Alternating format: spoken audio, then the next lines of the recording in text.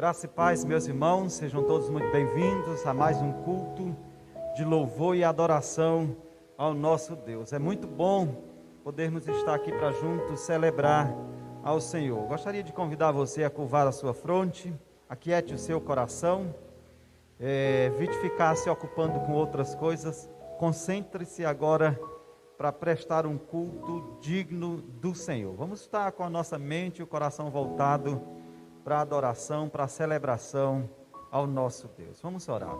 Querido Deus e eterno Pai, nós te agradecemos, Senhor, por esse privilégio de podermos nos reunir diante da tua presença para celebrar o teu nome, nesse dia que é o dia do Senhor, quando dedicamos mais ao Senhor esse momento, ó Deus, quando de fato focamos mais na tua presença, focamos mais na exaltação do teu nome. Queremos que o Senhor receba a nossa adoração e o culto que ora propomos prestar ao Senhor chegue diante da tua graça como aroma suave. Abençoa, ó Deus, cada irmão, aqueles que estão em casa, alcança o coração de cada um deles, conforta-os, aqueles que estão impedidos de estarem aqui, que participam conosco, ó Deus, de forma online, através das redes sociais. Abençoa suas vidas, ó Deus, abençoa cada família que nessa hora se une conosco, ó Deus, na celebração do teu nome, não só aqui nesse espaço, mas em diversos espaços espalhados por todo o mundo, quando a tua igreja se reúne para adorar ao Senhor. Abençoa cada vida, para que realmente o culto chegue diante da tua graça e que o nosso coração esteja sempre comprometido com o Senhor. Nós oramos agradecidos no doce nome de Jesus. Amém. Salmo 149 diz: aleluia, cante ao Senhor um novo cântico, louvem-no na assembleia dos fiéis, alegre-se Israel no seu Criador, e exulte o povo de Sião, louve eles o seu nome com danças, ofereçam-lhe música com tamborins e harpa. O Senhor agrada-se do seu povo, ele coroa de vitória os oprimidos. Portanto, regozijem-se os fiéis nessa glória, e em seus leitos cantem de alegria. Altos louvores estejam nos seus lábios. Vamos celebrar ao Senhor nesse momento. Quero convidar os irmãos para que juntos possamos adorar ao Senhor com o hino de número 375. Vamos declarar que não somente estamos felizes, mas vivemos felizes porque a nossa vida pertence a Jesus. É a nossa segurança está de fato nele, não nas coisas dessa vida. Nossa segurança está em Cristo. 375, segurança. Vivo feliz, pois sou de Jesus e já desfruto o gozo da luz. Portanto, canta minha alma, canta ao Senhor. Vamos todos juntos cantar, celebrar ao Senhor nesse momento.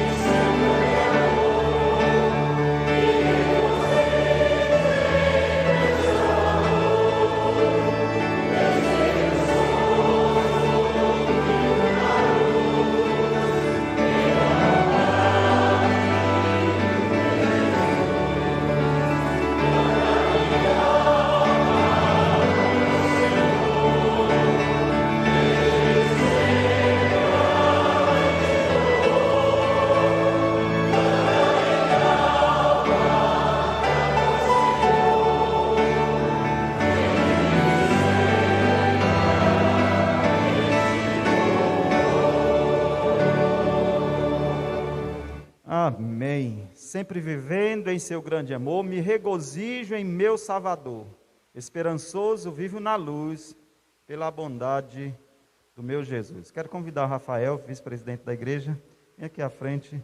Nós vamos estar orando nesse momento. Essa é a nossa segurança, Cristo Jesus. E eu queria que nós estivéssemos orando aqui. Rafael, tem um microfone aqui. Isso aí você vem aqui mais para o meio, para não ficar lá. Ok.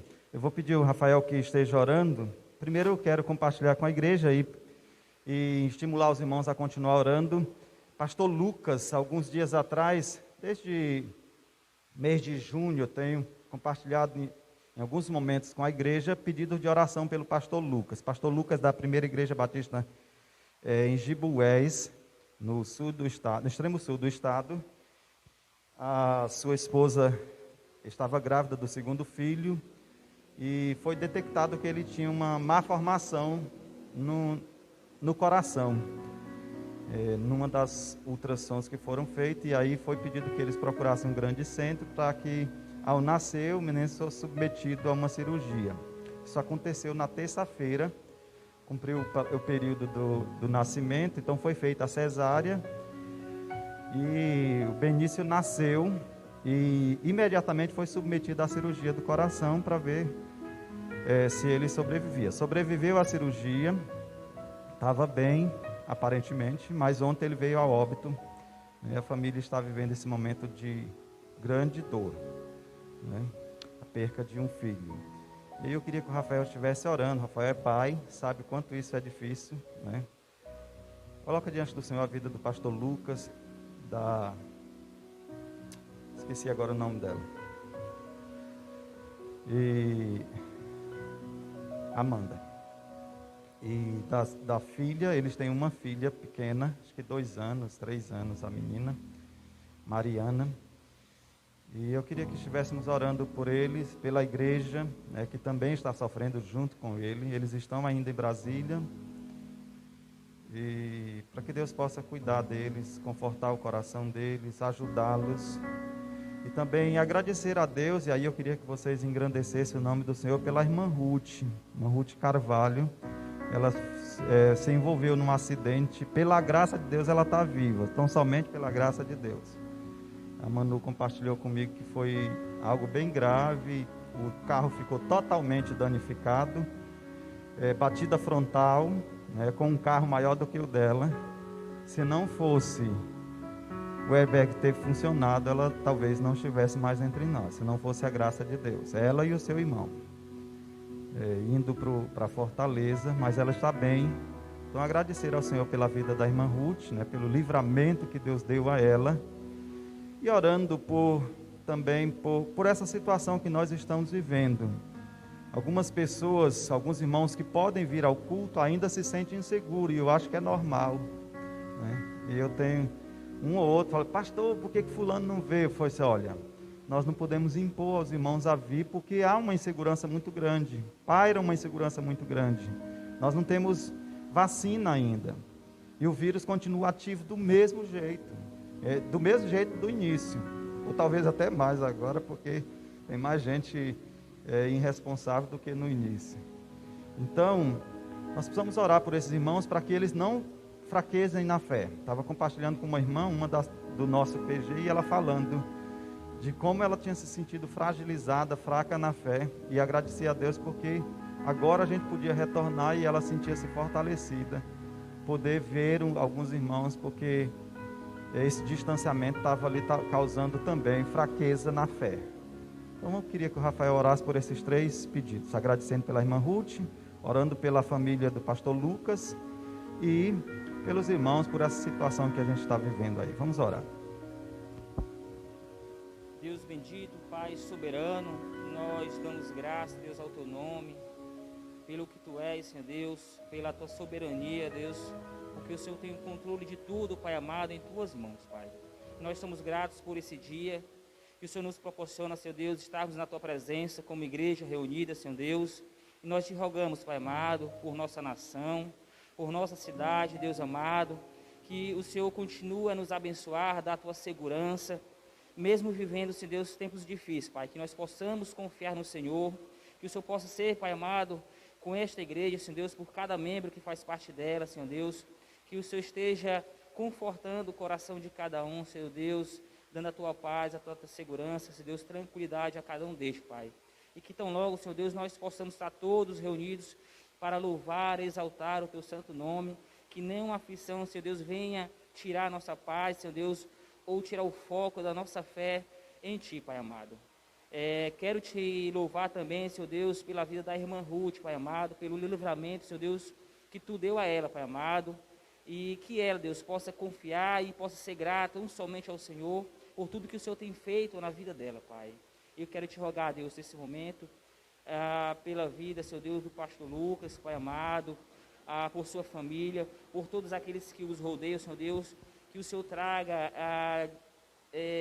paz ao coração deles, Senhor Deus, que estão sofrendo luto, a perda do seu filho, Pai amado, de um bebê, que o Senhor possa estar com ele nesse momento, Senhor, de um momento de tanta dor, tamanha dor, que eles possam ver a Tua face, Senhor Deus, mesmo diante dessa dor, Pai, que o Senhor esteja cuidando dele, da vida dele, da sua família, da igreja também que sofre junto com ele, Pai amado.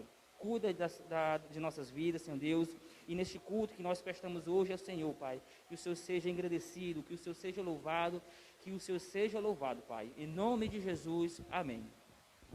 Amém.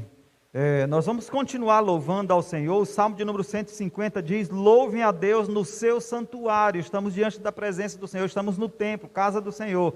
Mas louve a Deus também no firmamento. Então, os diversos irmãos espalhados por toda a face da terra, a igreja do Senhor deve continuar louvando, exaltando o Senhor. Todo ser que respira, louve ao Senhor. Portanto, louve ao Senhor. Você está respirando? Então vamos louvar ao Senhor nesse momento. O Ministério Louvor vai nos ajudar, conduzindo-nos para um momento de celebração, de adoração ao nosso Deus. Então, você está respirando, louve ao Senhor.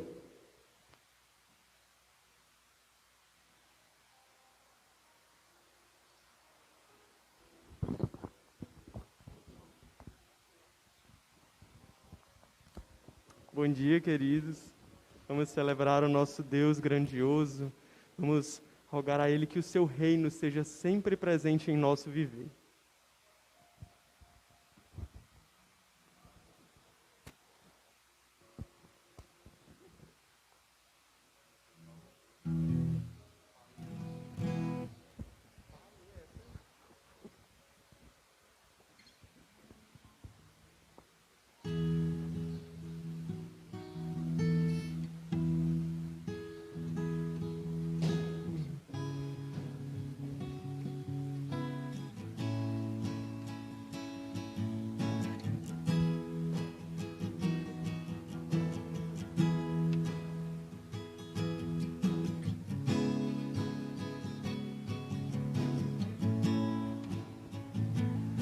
Pai nosso no céu,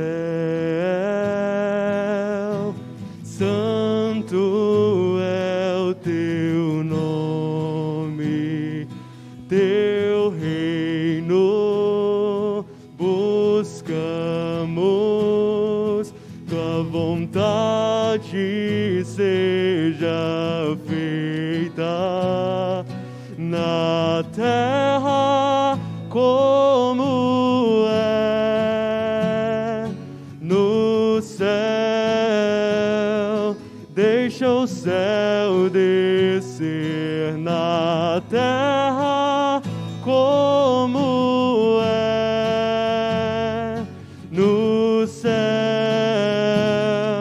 Deixa o céu descer.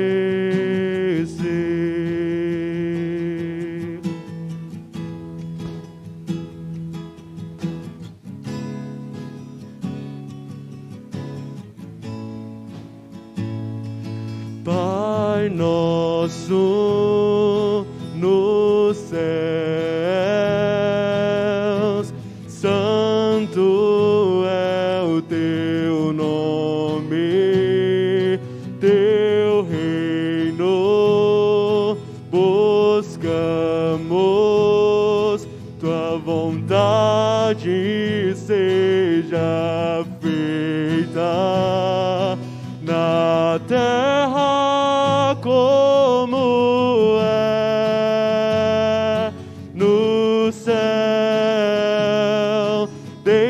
o céu descer na terra como é no céu. Deixa o céu descer, deixa o céu descer, deixa o céu descer.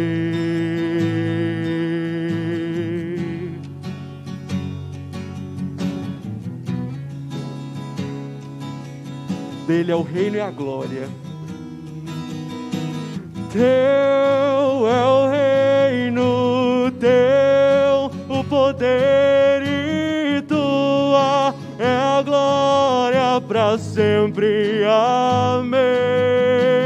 Teu é o reino, teu o poder e tua é a glória para sempre. Amém.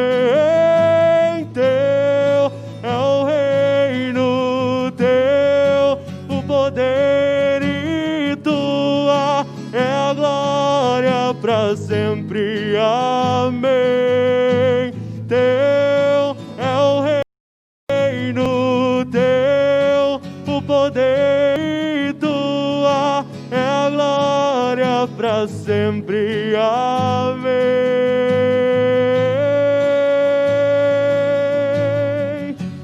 Deixa o céu descer.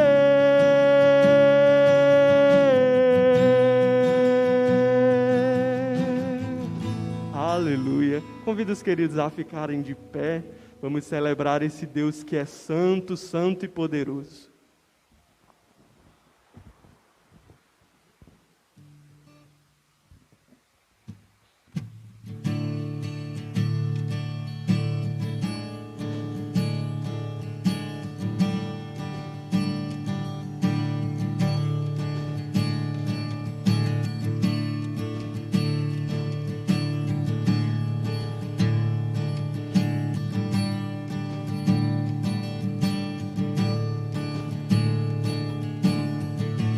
Santo, santo, poderoso, que era e que há de vir.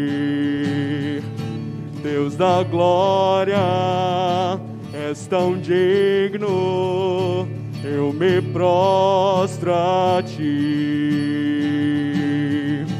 Santo, santo, poderoso, era e que há de vir. Deus da glória, és tão digno, eu me prostro a ti. Santo é teu nome em todo lugar, reto é teu querer de graça e paz. Tudo que tens feito é justo e bom. Santo, santo Deus tu és.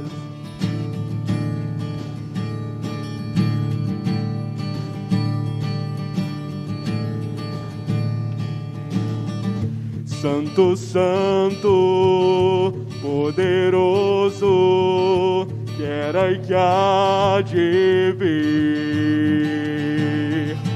Deus da glória, és tão digno, eu me prostro a ti. Santo é teu nome em todo lugar, reto é teu querer de graça e paz. Tudo que tens feito é justo e bom. Santo, santo Deus tu és. Santo é teu nome em todo lugar, reto é teu querer de graça e paz. Tudo que tens feito é justo e bom.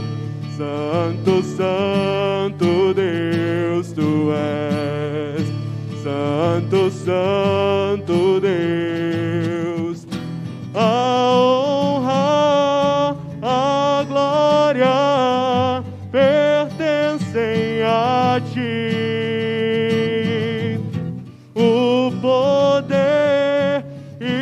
saber são teus. Santo é teu nome em todo lugar. Reto é teu querer de graça e paz. Tudo que tens feito é justo e bom. Santo, Santo Deus, tu és. Santo, Santo Deus, tu és. Santo, Santo Deus, tu és.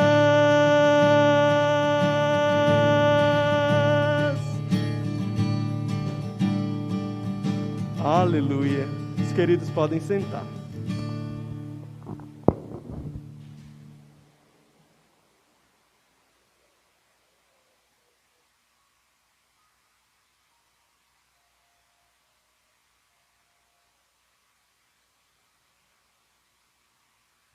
Amém.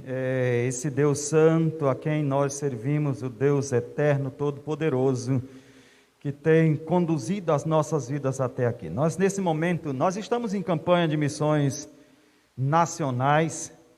Há alguns dias atrás encerramos a campanha de missões estaduais. Louvamos a Deus pelo que Deus já tem feito e pelo muito que Ele ainda fará no nosso estado. Quero compartilhar com os irmãos. Quando começamos a campanha de missões estaduais, nós éramos 25 cidades sem presença batista. Hoje somos apenas 22. Deus está avançando, o povo está avançando, e nós vamos até a última cidade em nome de Jesus. Mas o nosso lema agora é minha pátria para Cristo. Nós amamos porque Ele nos amou primeiro, essa é a divisa. E porque Ele me amou, nós vamos até a última cidade. Porque Ele me amou, nós vamos alcançar o nosso povo com o Evangelho de Cristo. Esse é o tema, porque Ele me amou. Então, a gente vai continuar na mesma pegada, no mesmo desafio, e nos envolvendo com a obra missionária. Quero desafiar você a, de fato, abraçar o compromisso de fazer discípulos, de pregar. Ainda continua na mesma pegada lá da campanha de missões estaduais. Prega a palavra, despertemos para pregar, a tempo e fora de tempo. Nós ouviremos agora um testemunho do que Deus está fazendo e como nós podemos cumprir a missão, alcançar o nosso povo. Vamos ouvir então, nesse momento, um vídeo de missões, um testemunho do que Deus está fazendo e como nós podemos nos envolver para alcançar o nosso povo com o Evangelho. É bem simples, às vezes a gente aqui complica.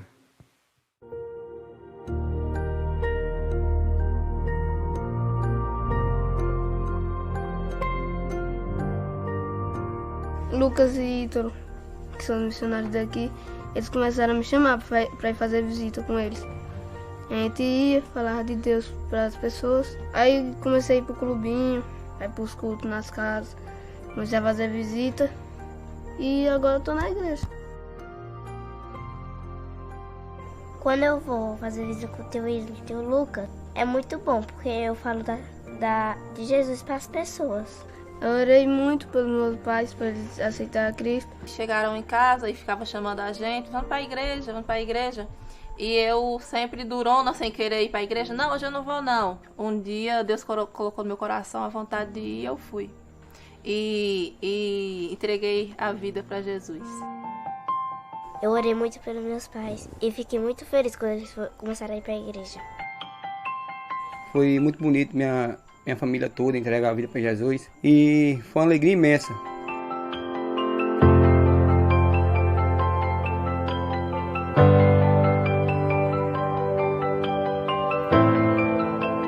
Além dos meus pais, eu ganhei a vida da minha avó para Jesus também. Ela começou a ir para os cultos com a gente, aceitou Jesus também, quer se batizar.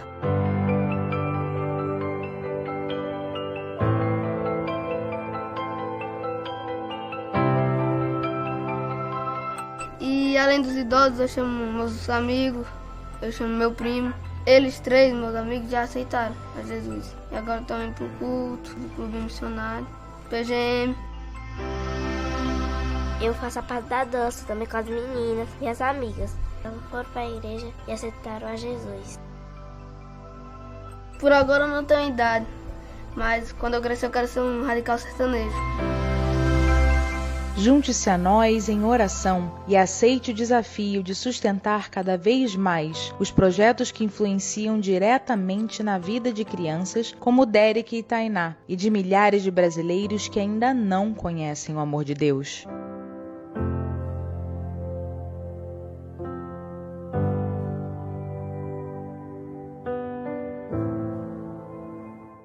Essa é a nossa missão. Nós precisamos amar porque Ele nos amou. A gente vê aí Derek e Tainá, numa idade bem pequena ainda, mas comprometidos com Deus, e o resultado da oração e do testemunho. Começa com os pais, alcança os pais, amigos, os avós, né? Fazer discípulo. Essa é a nossa missão. Convidar, orar. Você pode ser um radical sertão, e aí percebe aí que está focado no sertão. Nós aqui no estado do Piauí temos focado o sertão, que é o povo que ainda não foi alcançado. E hoje a Junta de Missões Nacionais, as igrejas através da Junta de Missões Nacionais, têm dado um enfoque principal ao povo sertanejo, que ainda não foi alcançado com a graça de Cristo. Nós temos no nosso estado alguns radical sertanejo, e teremos bem mais até o final do ano, próximo ano. Essa campanha foca esse desafio para alcançarmos o nosso povo. Então, alcançar o estado do Piauí não parou com a campanha de missões estaduais, ela continua com a campanha de missões nacionais. Nós precisamos continuar investindo. Eu quero desafiar você a orar, a se envolver. Não porque você é um bonzinho, porque você tem tempo suficiente, em resposta ao amor dele, porque ele me amou. Nós amamos porque Ele nos amou. E aí o amor não é uma escolha, não é uma opção, é uma ordem de Jesus, bem expressa, registrada pelo apóstolo João na sua primeira carta, 1 de João, capítulo 4. Ele está ali falando que Deus é amor e a ordem dele para nós é que nós amemos. E aí nós amamos porque Ele nos amou primeiro. E aí eu gostaria que os irmãos pudessem repetir comigo a divisa da campanha de missões nacionais, que é 1 de João 4,19. Vamos lá juntos? Nós amamos porque Ele nos amou primeiro. Esse é o nosso desafio. E amar em resposta ao amor dele para conosco.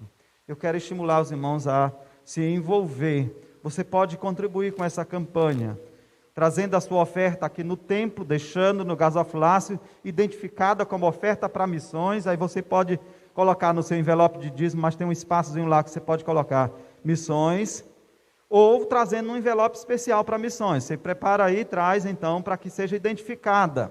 Porque se você coloca avulso, ninguém vai saber se é para missões. Ou você pode transmitir ou transferir pela conta da igreja. Tá bom? Você pode acessar o aplicativo do banco e fazer a sua transferência, mas aí você precisa entrar em contato com o tesoureiro, informando que essa transferência é para missões nacionais, ou é oferta de missões. Então, não deixe de fazer isso, de fato, se envolver na campanha. Olha o exemplo dessas duas crianças, não apenas pagando para alguém fazer, mas de fato fazendo, contribuir para aqueles que estão lá no campo, os nossos missionários, mas também ser testemunha, se comprometer de orar pelos missionários, de orar pelos seus familiares. Percebe no testemunho dessas duas crianças, eles começaram em casa.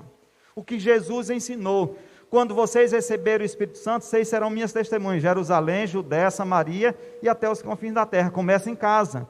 E eles começaram em casa com seus pais, avós, amigos, primos, e aí amigos, e vai se estendendo aí por todo o mundo. Faça isso também, se envolva na campanha de missões. Quero convidar você a curvar a sua fronte. Nós estaremos orando pela campanha de missões nacionais, pelas nossas vidas, para que de fato possamos contribuir e nos envolvermos nessa campanha, demonstrando o amor de Deus por nós, amando as pessoas, os perdidos, compartilhando o Evangelho de Cristo. Vamos orar. Querido Deus e eterno Pai, muito obrigado, Senhor, por mais uma vez podermos, de forma direta e expressiva, nos envolvermos numa campanha missionária. Te louvamos, ó Deus, pela Junta de Missões Nacionais, pelos missionários, pelos nossos irmãos que atenderam ao chamado do Senhor, ao clamor do nosso povo, e hoje estão, ó Deus, na linha de frente, plantando igreja, levando o Evangelho de Cristo Jesus. Nós te agradecemos, ó Deus, porque eles estão fazendo discípulos. Discípulo que, de fato, cumpre o seu papel de fazer discípulo. Nós te louvamos, ó Deus, porque não somente os adultos, mas as crianças, todo o teu povo tem compreendido, ó Deus, e nós te pedimos que o Senhor continue despertando a tua igreja, para que de fato cumpra a sua missão, cumpra o seu papel de fazer discípulo, e que nós possamos, ó Deus, alcançar a nossa pátria, que o nosso povo seja alcançado com o Evangelho de Cristo Jesus, que os missionários que estão nos campos, ó Deus, eles de fato não tenham dificuldade de continuar avançando, que a igreja cumpra a sua responsabilidade de os sustentá-los. Desperta-nos, ó Deus, para investir na obra missionária. Ajuda, ó Deus, que cada irmão possa de fato dar uma oferta expressiva como demonstração do amor de Deus para com o nosso povo, com aqueles que ainda não foi alcançado com a tua graça. E nos ajuda, Senhor, aqui na nossa família, na nossa vizinhança, continuar falando, continuar testemunhando, nos comprometendo com alcançar o nosso povo com o Evangelho de Cristo Jesus, através do nosso testemunho, através da pregação, da divulgação da tua palavra. Desperta a tua igreja, para que ela possa resplandecer, transmitindo ou refletindo a luz que alumia o caminho daqueles que estão nas trevas. É isso que nós te pedimos e oramos agradecidos no doce nome de Jesus. Amém. Quero convidar os irmãos a abrirem suas Bíblias no Evangelho de João. A gente, alguns dias atrás, começou esse Evangelho refletindo um pouco no Evangelho de João, e o evangelista Mateus, ele apresenta Jesus.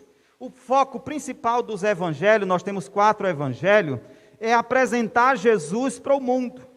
Jesus veio então com esse propósito, Deus enviou o seu Filho para que o mundo o conhecesse, e em conhecendo, fosse transformado. E aí, nós temos o registro da história de Jesus, feita pelos evangelistas. O evangelista Mateus, ele apresenta Jesus como o rei dos judeus. É um evangelho mais focado, mais especialmente, para os judeus.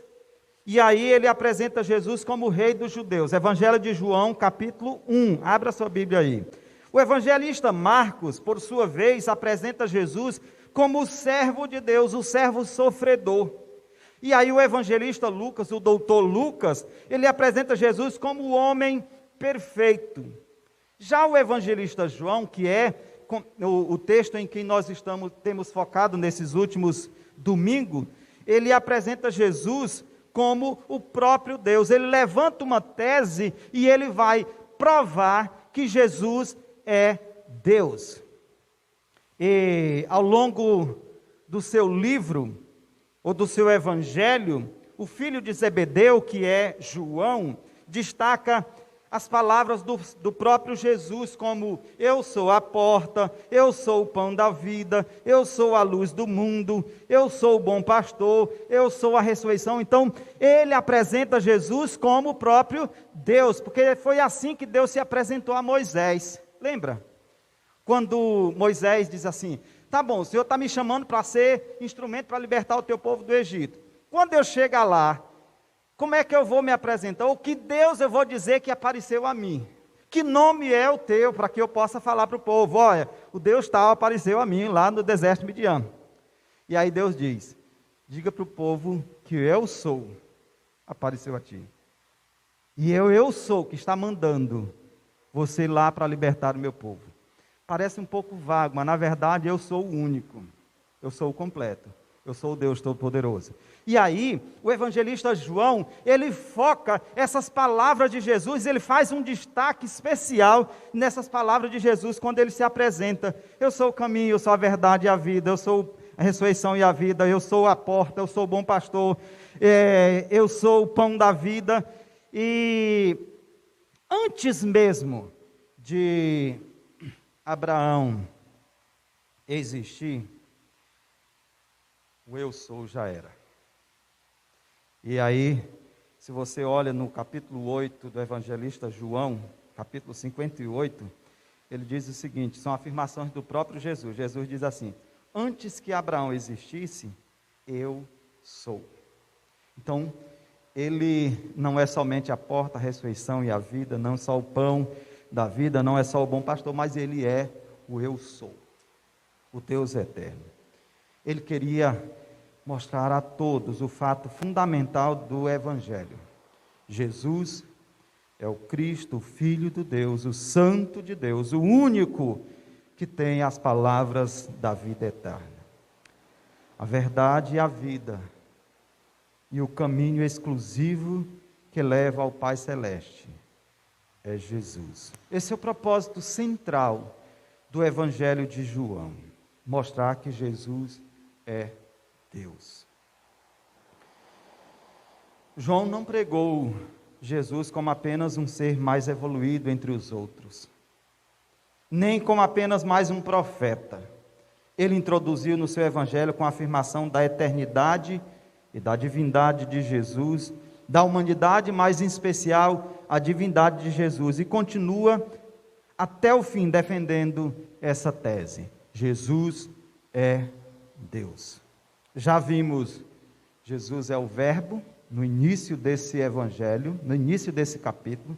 No princípio era o Verbo, e aí eu quero ler com vocês aí os versículos 1 até o 9. No princípio era o Verbo estava com Deus, e o Verbo era Deus. Ele estava com Deus no princípio. Todas as coisas foram feitas por intermédio dele. Sem ele, nada do que existe teria sido feito. Nele estava a vida, e esta era a luz dos homens. A luz brilha nas trevas, e as trevas não o derrotaram. Surgiu um homem enviado por Deus chamado João. Ele veio como testemunha para testificar acerca da luz, a fim de que por meio dele todos os homens crescem. Ele próprio não era a luz, mas veio como testemunha da luz. Está falando de João. Estava chegando ao mundo o verdadeira luz, esse é Jesus, que alumia todos os homens. Ainda quero ler no capítulo 8, apenas um versículo, que é o testemunho do próprio Jesus. João aqui fala do Verbo. Nós já falamos sobre o Verbo de Deus, nós falamos sobre o Cordeiro de Deus que tira o pecado do mundo, e ainda focaremos aqui Jesus como a luz. E aí o próprio Jesus dá o seu testemunho no capítulo 8, apenas o versículo 12. 8, 12. Só pula aí o 8 capítulo, vai lá para o capítulo 8, versículo 12. Falando novamente ao povo, Jesus disse: eu sou a luz do mundo. Quem me segue não andará em trevas, mas terá a luz da vida. Eu sou a luz do mundo. Quem me segue não andará em trevas, pelo contrário, terá a luz da vida. Então,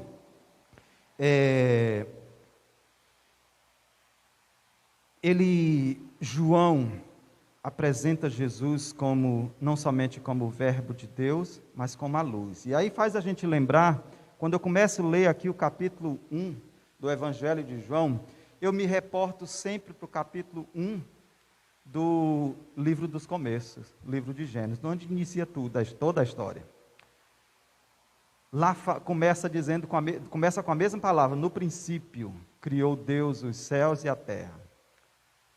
A terra era sem forma e vazia, e havia escuridão sobre a face da terra. A escuridão, as trevas pairava, mas aí vem a luz, que é exatamente o que ele foca aqui.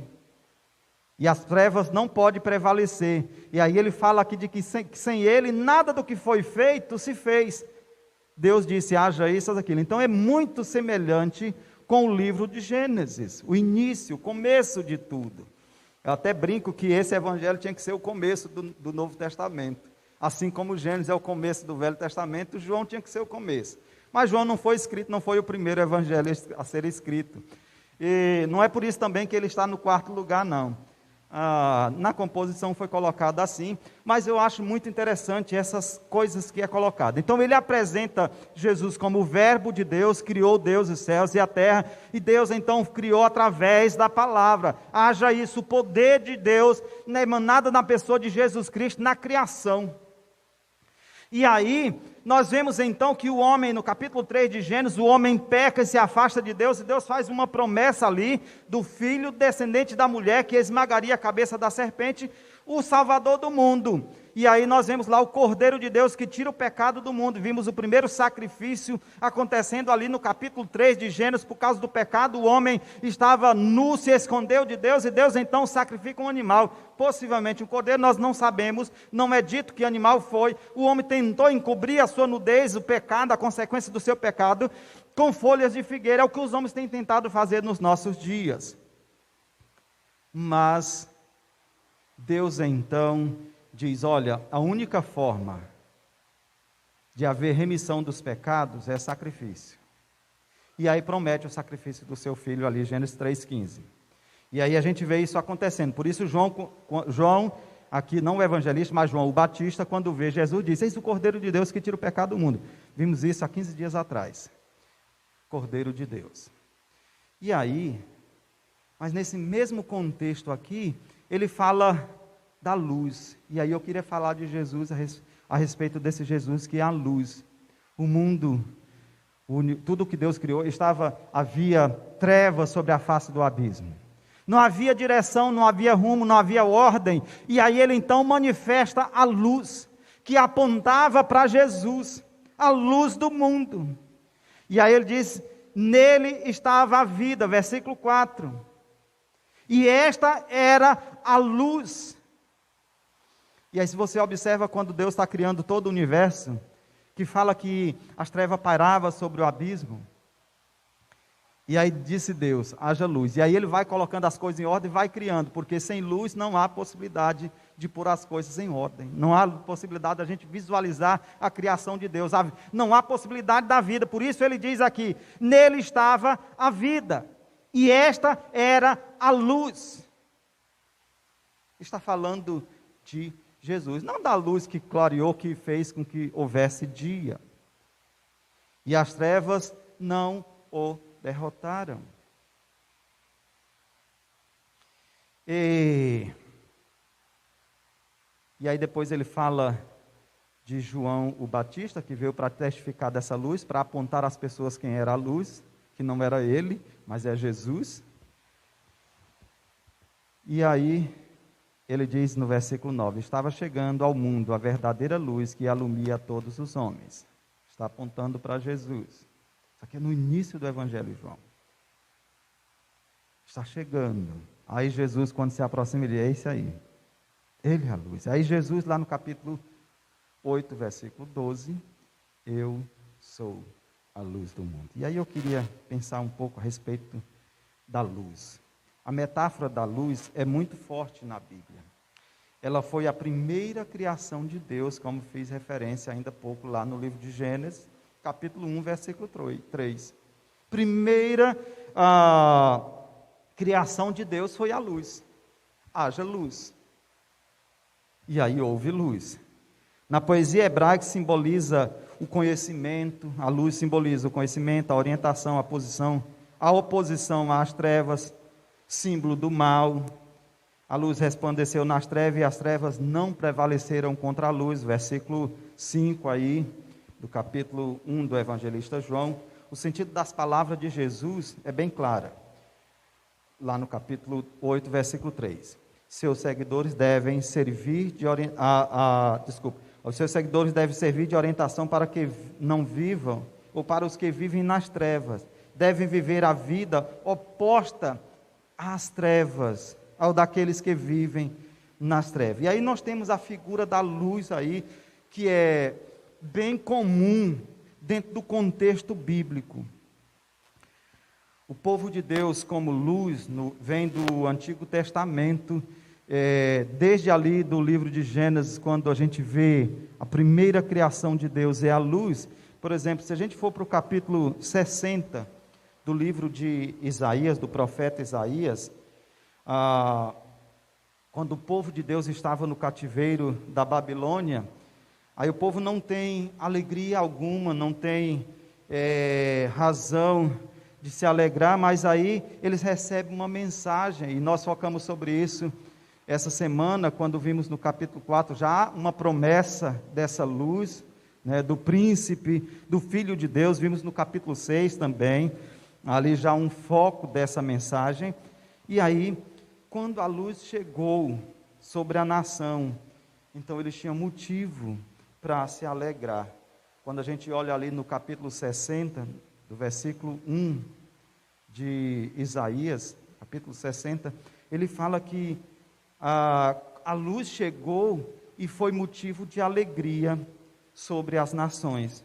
O mundo, inclusive, a poderosa, rica Babilônia, jaz em trevas, mas a glória virá sobre Judá. Versículo 2 do capítulo 60 de Isaías. E ele será luz para o mundo. Capítulo 3. Então, já havia no Velho Testamento essa promessa, focando para Jesus. E agora João aqui fala de que chegaria e que já chegou de fato ao mundo, ou estava chegando, e aí Jesus depois se apresenta como a luz dos homens, ou a luz para o mundo.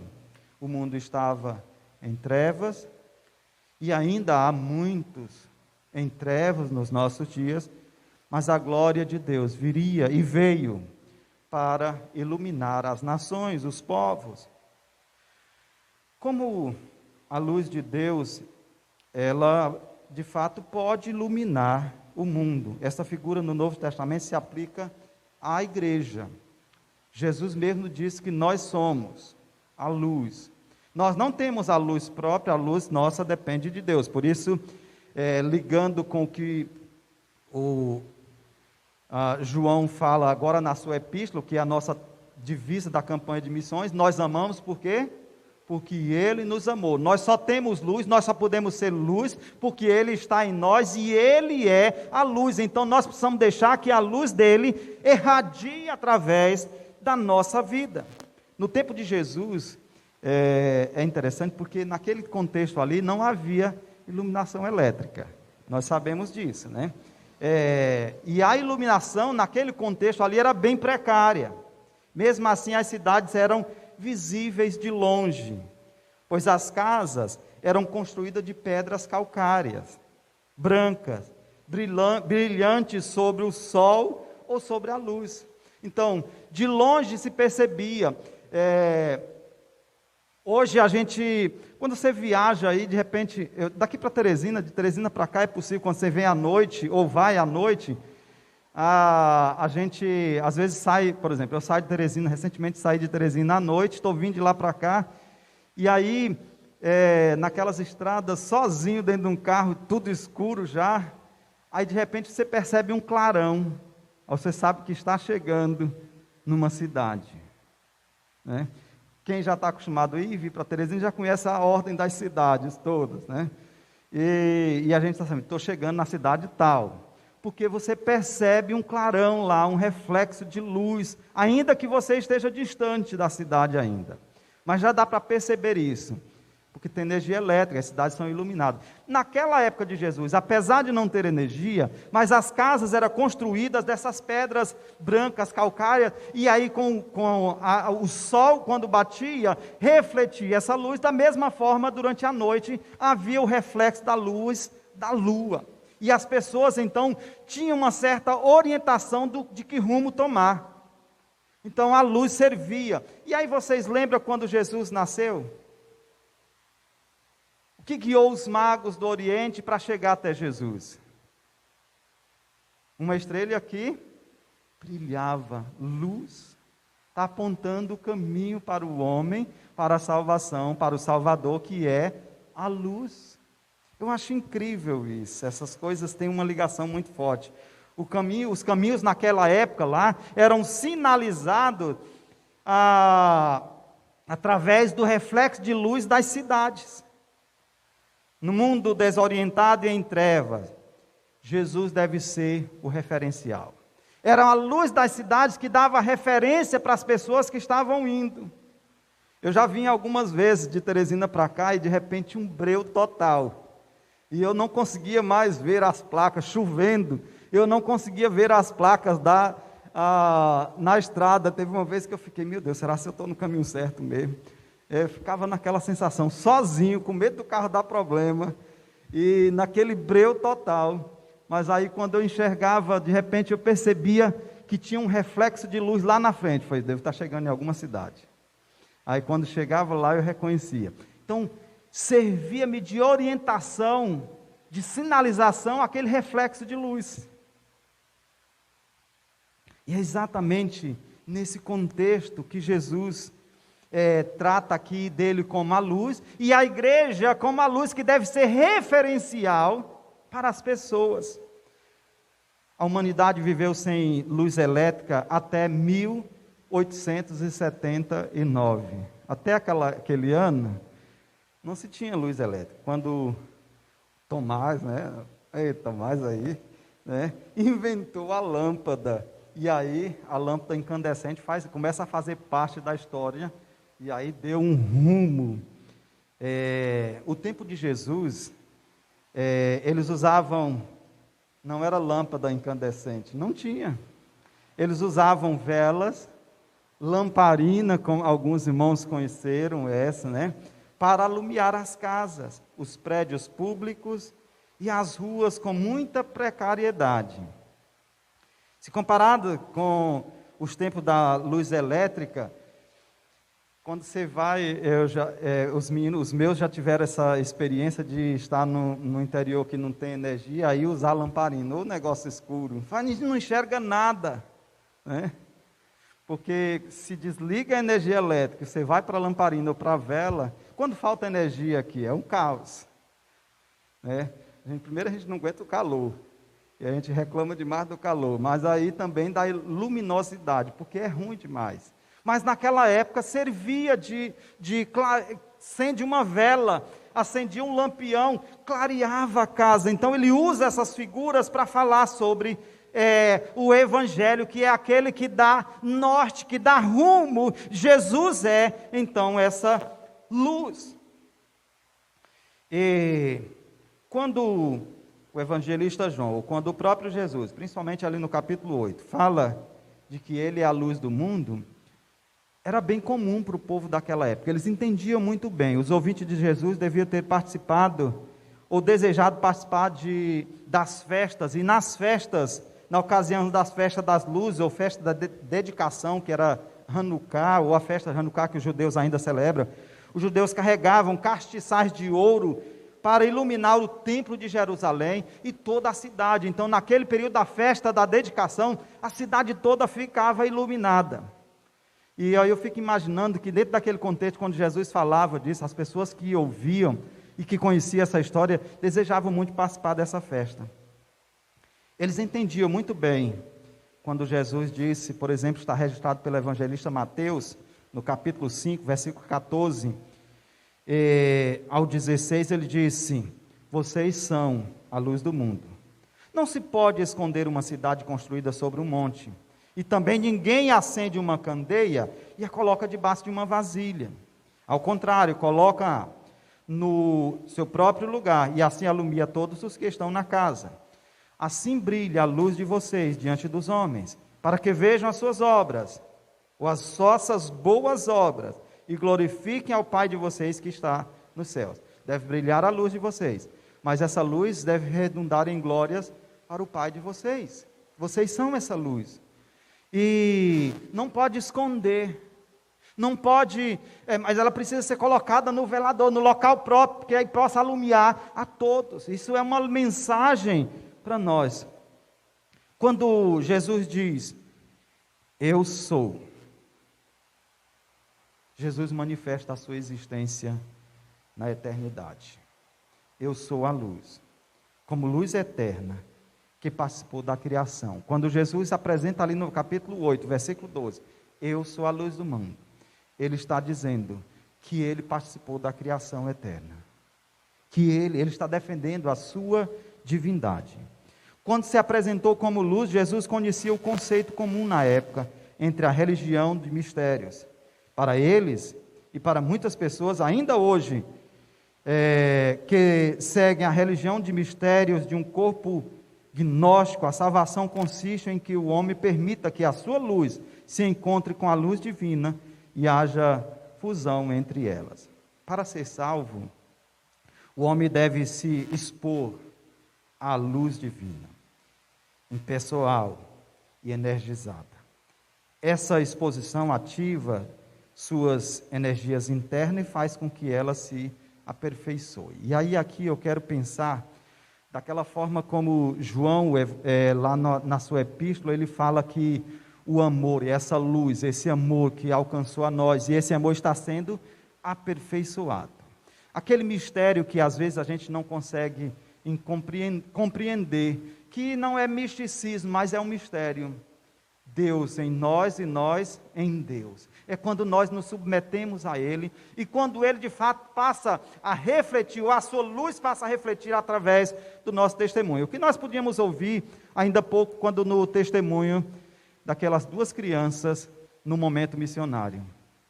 É aquilo ali. Não é nada tão misterioso, não é nada tão místico, mas é deixar que a luz de Cristo, aquilo que Jesus disse, sobretudo registrado por Mateus, vocês são a luz. E a luz deve estar, não se acende uma candeia, coloca debaixo de uma vasilha, mas coloca no velador para que possa alumiar a todo, coloca no local próprio. E ele disse que nós precisamos viver isso. Então é importante que a gente atente para essas realidades. A nossa certeza é que Jesus é a luz do mundo, e quem o segue não vive em trevas. É o que está lá no versículo 12 do capítulo 8. O verbo é luz. O evangelista João aqui começa dizendo: no princípio era o verbo estava com Deus, mas esse verbo é a luz. E quem disse foi o mesmo que se apresentou a Moisés em meio a uma tocha ou uma sarça ardente lá no deserto de Midian. Fogo iluminado com o eu sou o que sou.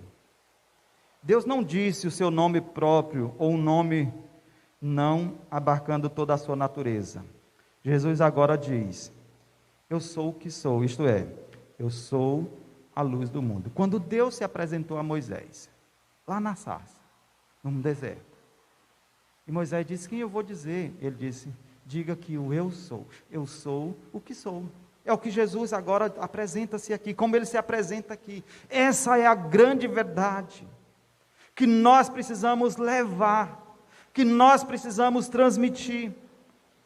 Jesus é a luz, não é uma luz, mas é a luz verdadeira, a única, que pode dar sentido, que pode iluminar, que pode conduzir os homens a Deus. E esta é a síntese da natureza de Jesus. De que mais precisa o mundo, senão da luz, a luz de Jesus? Quando a Trindade Criadora, o Filho, inclusive, começou a obra da criação de todo o universo, começou iluminando para lhe dispor do caos. Havia trevas, e aí disse Deus: haja luz, e houve luz. Ao fazê-lo, doou a sua natureza, ou a natureza e a essência do seu ser, que é luz. Ao criar o mundo com a sua presença salvadora, apresentou-se como a verdadeira luz que ilumina os homens. Olha o versículo 9 aí.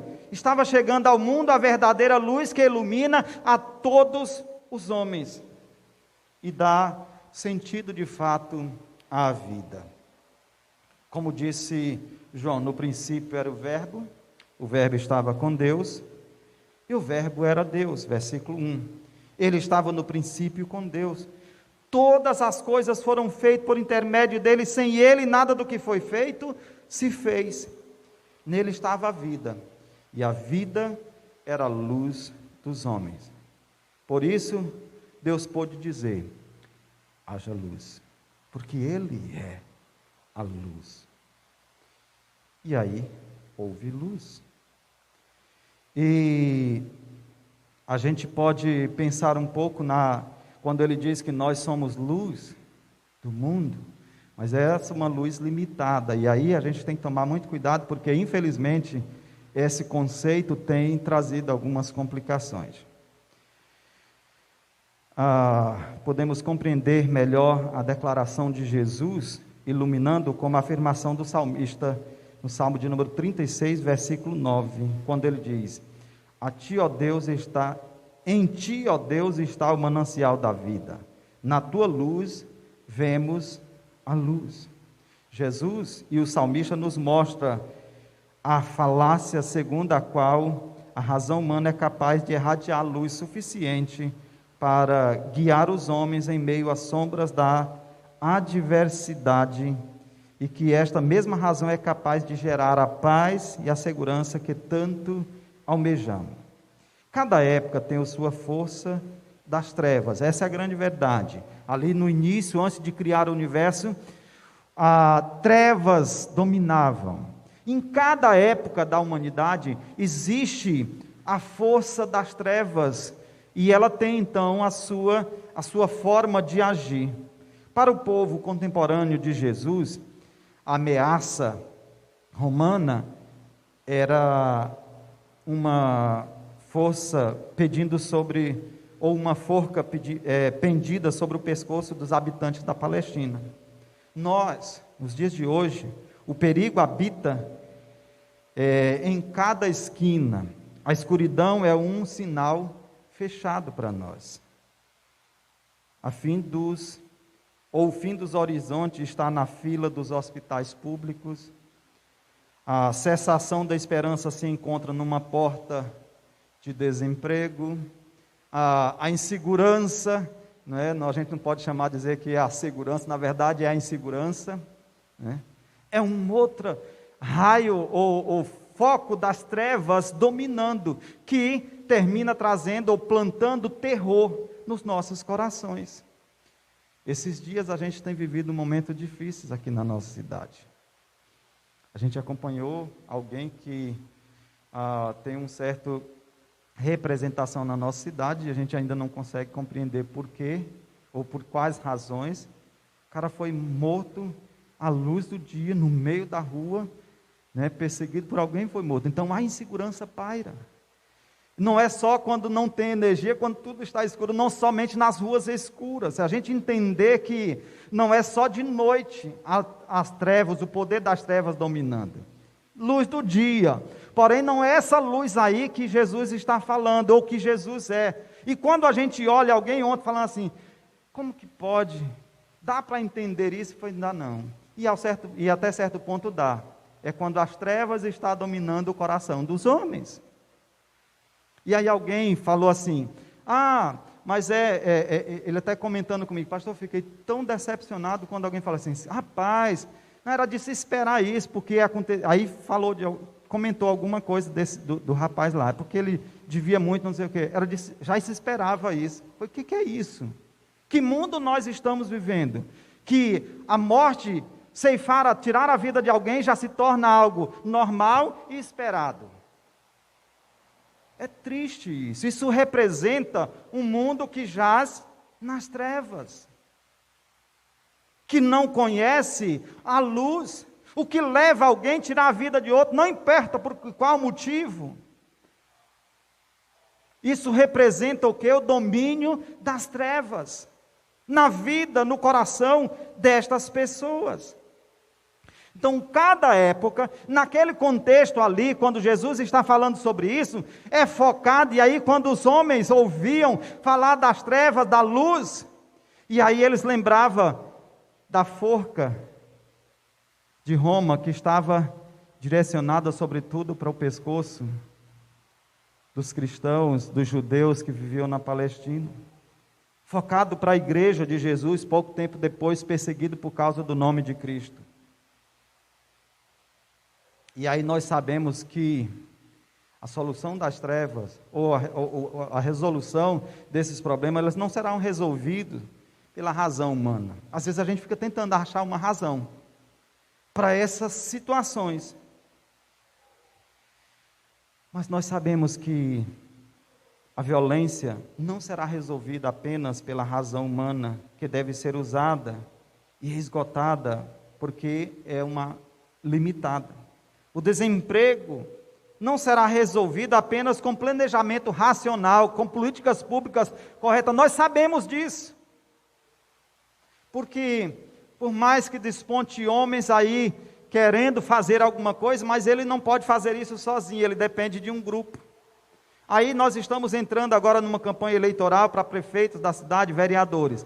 E aí, mesmo que se tenha um bom prefeito, e aí nós temos visto, vez por outra, algum veículo de comunicação aí pontua alguém, prefeito de Colatina, por exemplo, um excelente prefeito. Aí todo mundo diz assim, queria um prefeito desse aqui na nossa cidade. Mas não depende só dele, ele precisava ter vereadores que de fato tivessem caráter, que tivesse compromisso com o povo, não só com o seu salário. E aí a gente viu recentemente dizendo que, no meio de uma pandemia dessa, os nossos vereadores da nossa cidade, aprovaram o orçamento para 2021, aumentando o seu salário.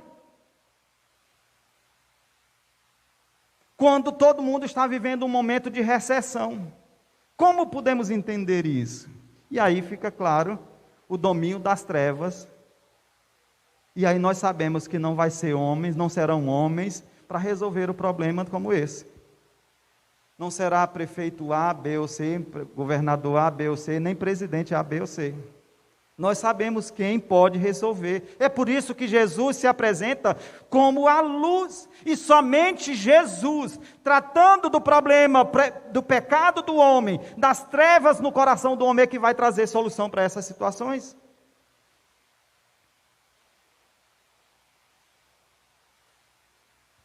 Todos nós acreditamos na razão e sabemos que não podemos viver sem ela. É ela que permite que não tenhamos mais candelabros ou lampiões, e sim potentes lâmpadas elétricas. É verdade, mas ela não pode resolver, a razão não vai conseguir resolver o problema da humanidade. Damos graças a Deus porque deu capacidade, inteligência para os homens, sem a qual nós não poderíamos nos comunicar tão rápido com outras pessoas. Fiquei vendo, pensando ontem à noite, quando o Benício, filho do nosso querido pastor Lucas, veio a óbito, imediatamente fomos informados e já podíamos estar, mesmo distante, porque ele está em Brasília. A família em Gibués, outras em Corrente, e ele lá em Brasília com a esposa. Mas todo mundo podia estar junto dele, naquele momento que ele precisava de alguém, de um braço ali. E aí nós tínhamos pessoas. Então nós louvamos a Deus por causa da razão do homem, mas a razão do homem não pode resolver todos os problemas, ou principalmente o mais importante, ou maior de todos eles, que é a presença das trevas. E aí, é por isso que Jesus faz então a promessa: quem me segue não andará em trevas, mas terá a luz da vida. Trata-se de uma promessa. Quem segue a Jesus tem a luz da vida. Não apenas a solução dos problemas aqui. E aí, no início desse culto, nós cantamos: vivo feliz, porque não tenho problemas. Não. Vivo feliz, não estou feliz. Vivo feliz, porque sou de Jesus. Ele é a razão da minha felicidade. E quando Jesus diz: quem me segue não andará em trevas, pelo contrário, terá a luz da vida, mesmo no meio do caos. Pastor Lucas dizia isso: Benício foi para nós o reflexo do amor e da graça de Deus, mesmo tendo tido poucos dias, não podendo ficar com ele no colo. Quando ele nasceu, isso pesou muito para a gente, porque ele já foi detectado que ele tinha um problema, foi para Brasília para resolver esse problema. Quando tiraram ele, foi cesárea, a mãe não pôde ficar com ele, não pôde pegar ele no colo. E aí, quando foi na sexta-feira, ela teve alta do hospital. Ela não pôde ir para casa levando o Benício. Só quando ela vai levar agora, o Benício já não está mais. Percebe isso? A dificuldade que é, mas aí eles poder cantar, poder adorar o Senhor, porque sabe que o Benício era do Senhor, e que o nome do Senhor vai ser louvado por essa situação, exaltado por essa situação. Isso é ter a luz, é não andar em trevas, compreende? É algo que foge da razão humana. Na luz de Jesus, nós não vemos, nós vemos a luz, isto é, nós vemos a vida, nós vemos a possibilidade para viver como devemos, nós vemos ou vislumbramos a eternidade. A gente olha assim e diz, tá bom. Estava conversando com uma irmã essa semana, ela estava dizendo assim, pastor, meu coração, ela é viúva, né? A irmã Maria Braga, esposa do saudoso pastor Salvador Braga. E ela estava falando que não estava muito bem esses dias, porque era exatamente o aniversário de morte dele. E ela mandou uma mensagem para mim, ela dizendo, pastor, há X anos eu estava indo enterrar ele. E a saudade continua grande. E aí eu dizendo para ela, irmã, mas as lembranças dos tempos bons vividos com ele continuam conosco. Mas acima de tudo, a certeza de que um dia nós vamos nos encontrar com ele e não haverá mais separação. Por quê? Nós sabemos para onde ele foi. Por causa da esperança que foi garantida em Cristo, nós sabemos para onde nós vamos. É isso que Jesus está falando aqui. Não que a gente não vai ter momentos de tristeza, não que a gente não vai ficar meio para baixo em alguns momentos, estava falando isso para ela. Isso é natural, porque isso mostra que nós somos humanos, não que nós não vamos ter medo de passar numa rua escura, de um bandido nos assaltar ou até nos matar, não que a gente não vai ter medo de ser acidentado, como foi o caso da irmã Ruth. Mas nós não vamos parar a nossa vida, não que nós não tenhamos medo de ser infectados por esse vírus e virar óbito, mas nós não vamos parar a vida em função do medo, porque a nossa esperança está em Cristo. É o que Jesus diz aqui, eu sou a luz, quem me segue não andará em trevas, ou seja, não será dominado pelas trevas, mas terá a luz da vida, será controlado pela luz.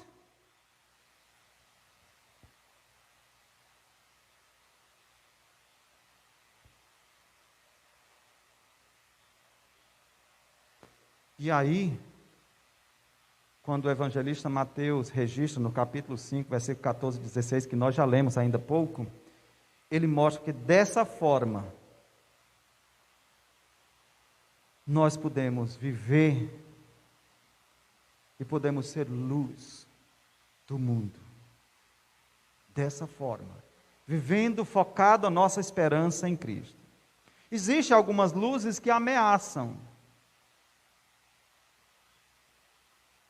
As duas maiores ameaças ao homem contemporâneo, nós, homens do século 21, são também as duas maiores possibilidades. Isso se refere à pervasividade dos meios de comunicações em massa, e aí eu fiz referência, rapidinho a gente podia comunicar com o pastor Lucas e ele com a gente e poder dar um apoio mesmo à distância. E a comunicação de massa e os avanços da ciência, eu considero como os dois grandes possibilidades, mas também os dois grandes perigos. Os meios de comunicações são uma maravilha, a gente não tem dúvida disso. Por nos permitir travar conhecimentos instantâneos com fatos e por nos possibilitar recolher informações mais inimagináveis. Quando me preparava para trazer essa mensagem para os irmãos, eu me cerco de livros ali na minha mesa. Meu escritório agora virou a sala, a mesa da sala lá. Está lá, assim, os meninos às vezes reclamam porque tá Bíblia, tá livro, tá computador, tá tudo ali. Fica mais perto da internet, então fica tudo melhor para mim. Então, mas fica lá um monte. Mas eu me apoio muito em pesquisas na internet e é rapidinho. Eu tenho dificuldade de encontrar um texto, vou lá, clico ali, coloco algumas palavras e encontro uma seleção de textos que pode me ajudar na composição, na formação de ideias para trazer a reflexão. Então, me ajuda muito. E num espaço curto de tempo eu posso ler comentário de vários teólogos a respeito de um único texto, com alguns cliques. Então, tem suas grandes vantagens. A evolução da comunicação é um grande avanço para o entendimento dos seres humanos.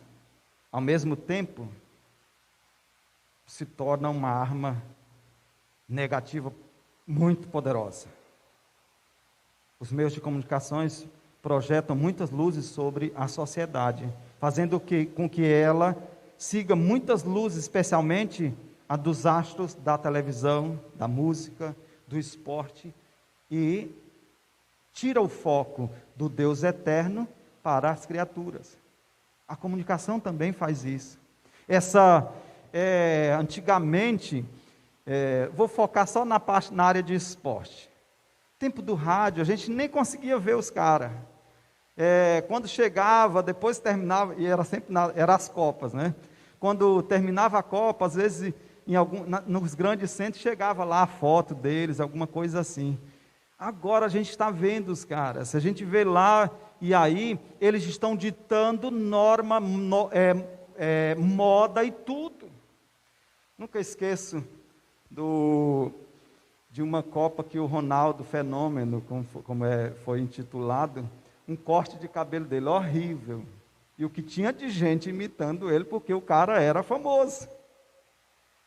E aí, infelizmente, o mau caratismo de muitos que estão lá na mídia tem sido copiado, e aí esse é o grande mal da evolução da comunicação. E o mau uso dela. Quantas famílias têm sido destruídas? Porque você não precisa ir para um centro de prostíbulo. Você simplesmente, com alguns clipes, você traz ele para dentro da sua casa. E aí, quantas famílias têm sido destruídas? Evolução da comunicação. Antigamente, era apenas ouvir a voz, e agora, os modelos quase que se materializam na sua própria casa, no seu próprio quarto. E está lá só você e aquela tela, e você viaja na imaginação. Quantos homens têm traído as suas esposas de forma virtual?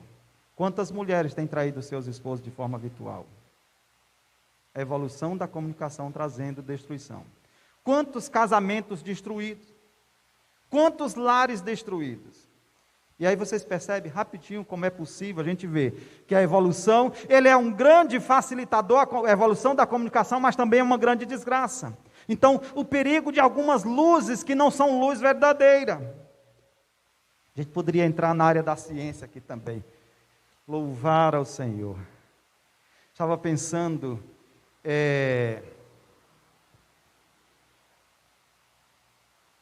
citar novamente o pastor Lucas e a sua família, essa situação. Acho que foi no mês de maio, quando eles fizeram uma ultrassom, que o médico identificou que o Benício tinha uma má formação no ventrículo esquerdo. E que precisava, se ele não tivesse num grande centro, ao nascer ele morreria logo depois. Então ele teria chance de sobreviver se fizesse uma cirurgia. Haveria riscos, os médicos não esconderam, não garantiram que, assim, a possibilidade deles sobreviver nascendo aqui sem essa orientação é zero. Ele morre em alguns instantes depois. Mas a possibilidade dele fazer uma cirurgia e sobreviver é 25%. Então 75% de chance dele morrer, mas vamos arriscar. E foi isso que foi feito. E aí ele nasceu na terça-feira, viveu até sábado. Tem um vídeo dele, é fantástico assim, porque depois da cirurgia, quando ele acorda, a enfermeira está lá, coloca o dedo na boca dele, ele está lá sugando, porque são testes que ele estava fazendo sobre as reações dele. E ele está lá sugando como se estivesse sugando para mamar. É algo muito bonito da gente ver ali. É triste porque depois a gente vê que ele não resistiu a uma parada cardíaca. Que isso pode acontecer com qualquer um de nós. Mas a gente vê como a ciência evoluiu. Pessoas que a questão da genética, dos estudos, como a ciência cresceu. Eu fico encantado com aquela primeira ideia lá, quando eles estudaram os genomas e aí desenvolveram, ou fizeram um estudo e descreveram a cadeia, a formação do homem, e eu fico encantado com aquilo ali. E aí os estudos evoluem ao ponto deles conseguir hoje, através de estudos genéticos, a possibilidade de identificar cerca de 80% dos tumores que causam morte nas pessoas, ser identificado anos antes de que eles apareçam no corpo humano. Evolução da ciência. É algo fantástico.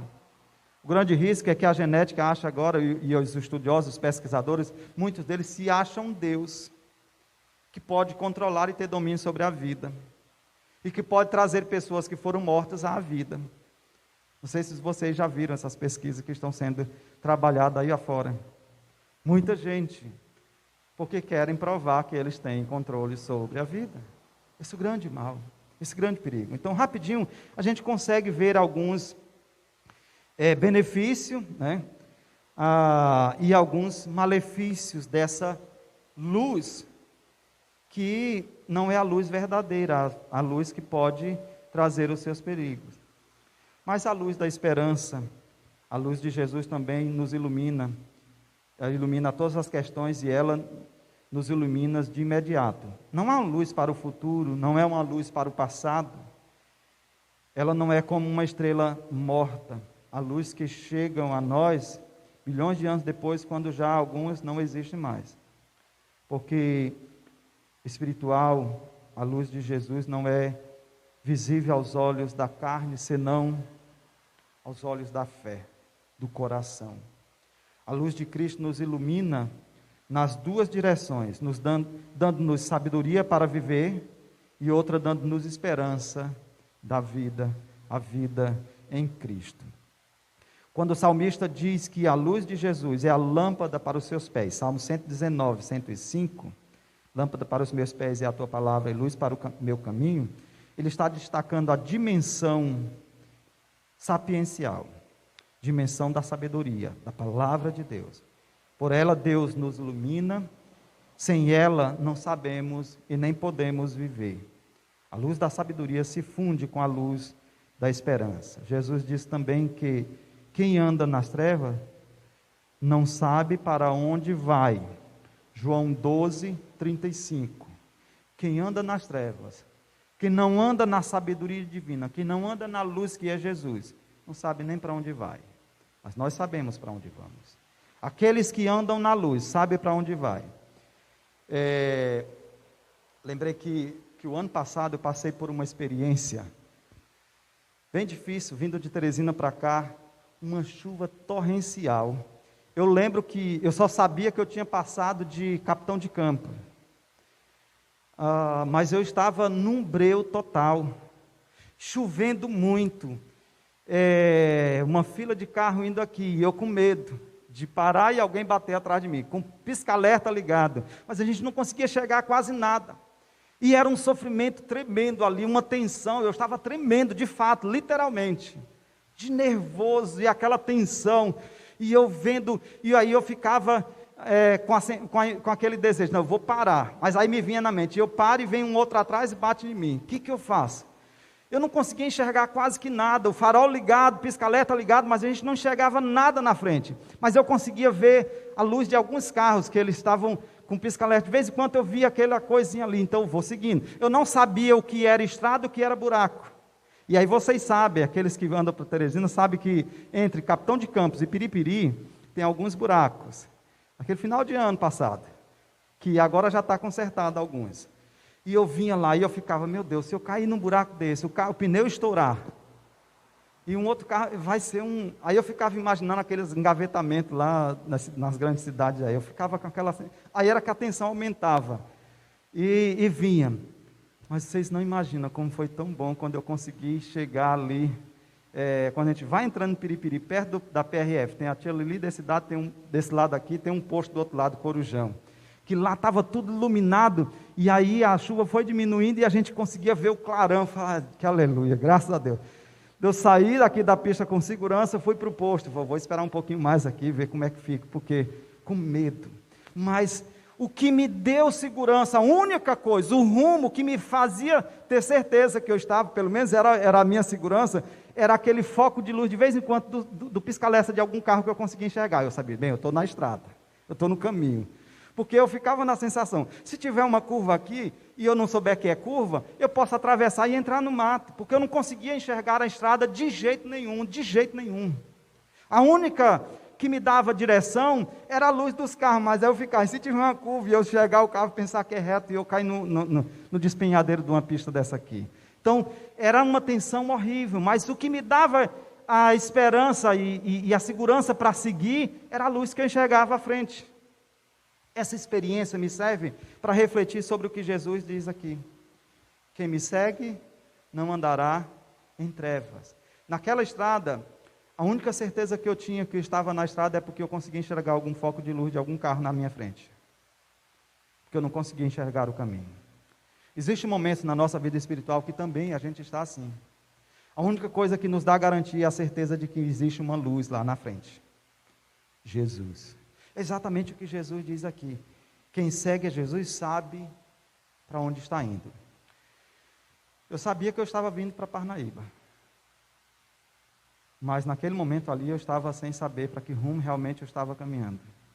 A única coisa que me dava uma certa estabilidade era ver, de vez em quando, o farol de algum carro piscando lá. E aí eu sabia que eu tinha que continuar. Não dava para parar, porque eu tinha medo do que poderia me acontecer, porque tinha carro atrás.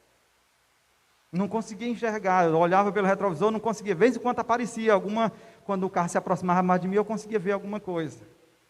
Mas não dava para perceber muita coisa.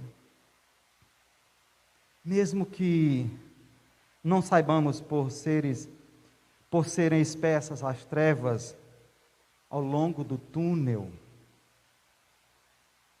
esta é a promessa.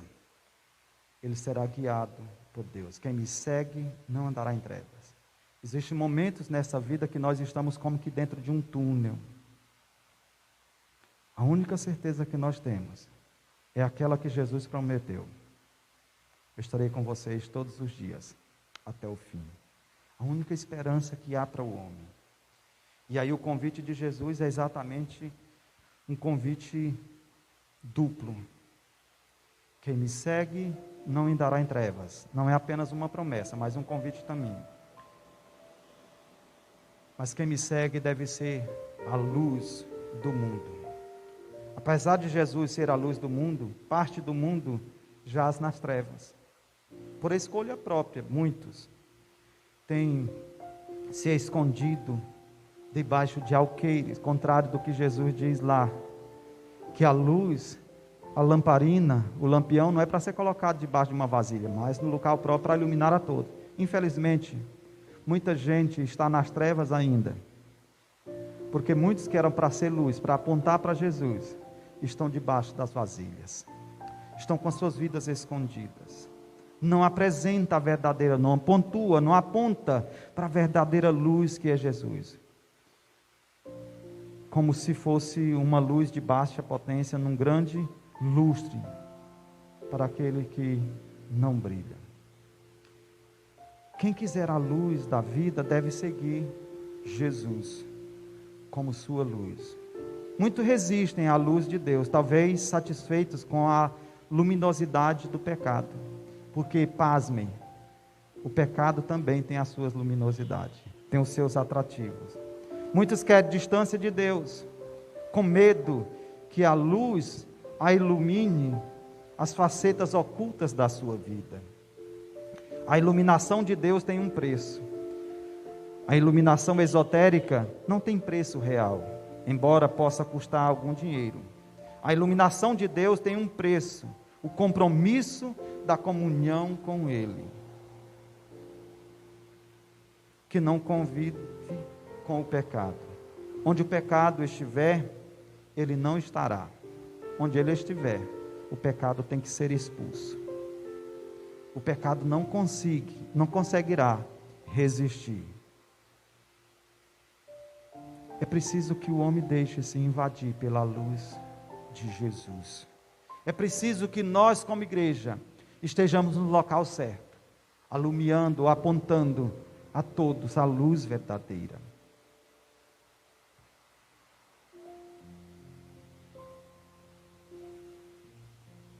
Existem muitos que resistem à luz de Deus, como Paulo no caminho para Damasco. Nós poderíamos recordar a história de Paulo. Até aquele momento, quando Deus tem um encontro com ele, e a luz de Jesus foi tão forte, que lhe trouxe cegueira, porque ele estava acostumado com as luzes esotéricas, com as luzes do pecado. Muitos têm sido derrubados por Jesus. O apóstolo Paulo era movido pelo ódio, até ser derrubado, literalmente derrubado. Nós lembramos dessa história, né? Estava indo para Damasco, com o propósito de prender e arrastar nas ruas os seguidores de Jesus. Mas ele foi derrubado por Jesus, pelo poder da luz dos céus. Eu queria que você pensasse sobre isso, e que você deixasse ser derrubado pela luz de Jesus. Porque se você se deixar ser derrubado pela luz de Jesus, Ele mesmo te levantará. Foi Deus quem enviou Ananias até Paulo, que na época era chamado de Saulo. E é Ele quem ora por Saulo. E através do poder de Deus, a cegueira dos seus olhos, caíram como que escamas dos seus olhos.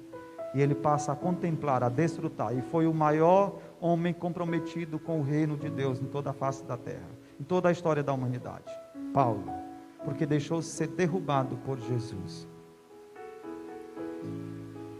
Muitos têm sido alcançados por esta luz,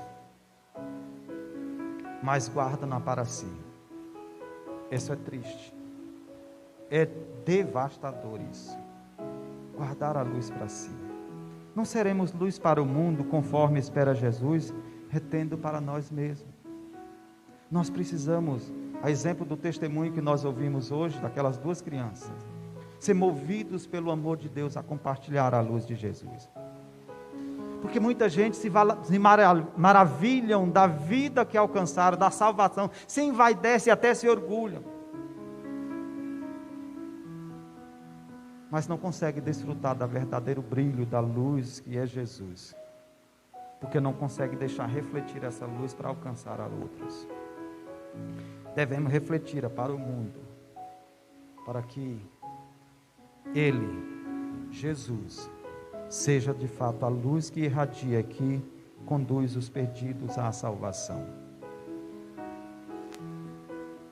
Nós precisamos amar, porque Ele nos amou. Nós precisamos amar esta luz, compreendermos esta luz, termos sede do calor dessa luz. Devemos permitir que essa luz nos guie, que a sua força venha até nós para que vivamos de um modo a permitir que essa luz brilhe por nosso intermédio no mundo. Sempre levemos uma luz. Que luz você está levando? A luz do pecado ou a verdadeira luz que alumia a todos os homens? A luz de Cristo? Na verdade, o homem natural não tem luz própria. Reside nele as trevas, a menos que ele tenha uma experiência, torne-se espiritualmente encandecido pela luz de Jesus. É preciso que aceitemos a luz de Jesus.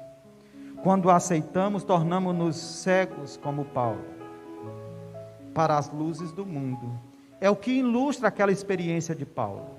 A cegueira de Paulo é que, na verdade, quando Paulo é alcançado pela luz de Jesus, ele torna-se cego para os propósitos que ele havia estabelecido, escolhido por si próprio para a vida dele. E ele passa agora, quando ele é alcançado pela luz de Jesus, ele passa a viver em função dessa luz. Então ele torna-se cego. Essa experiência precisa acontecer comigo e com você.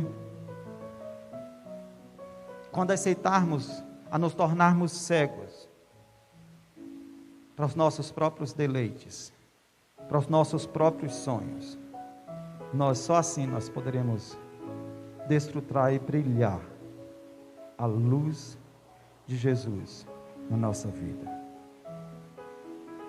Em todas as situações da nossa vida, não nos esqueçamos que Deus é luz e nele não há trevas nenhuma. Se dissermos que temos comunhão com Deus, 1 de João, eu não anotei o texto aqui, a referência não, só sei que é 1 de João.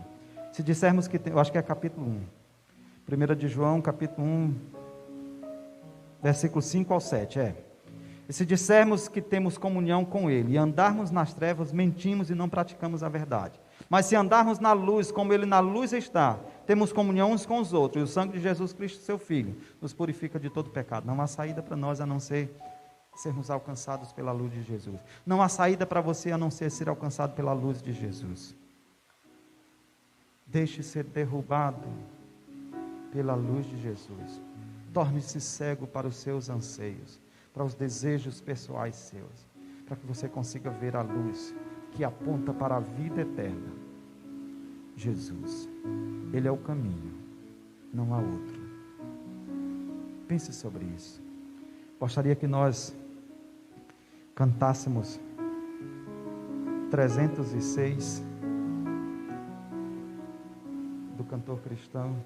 E Marcos, eu acho que ele está na versão do HCC aí, não? Ok. 306 do cantor cristão. Foi Jesus que abriu o caminho para o céu, não há outro meio de ir. Nunca irei entrar no celeste lá se o caminho da cruz errar. Torne-se cego para as suas vontades. E receba a luz de Jesus na sua vida.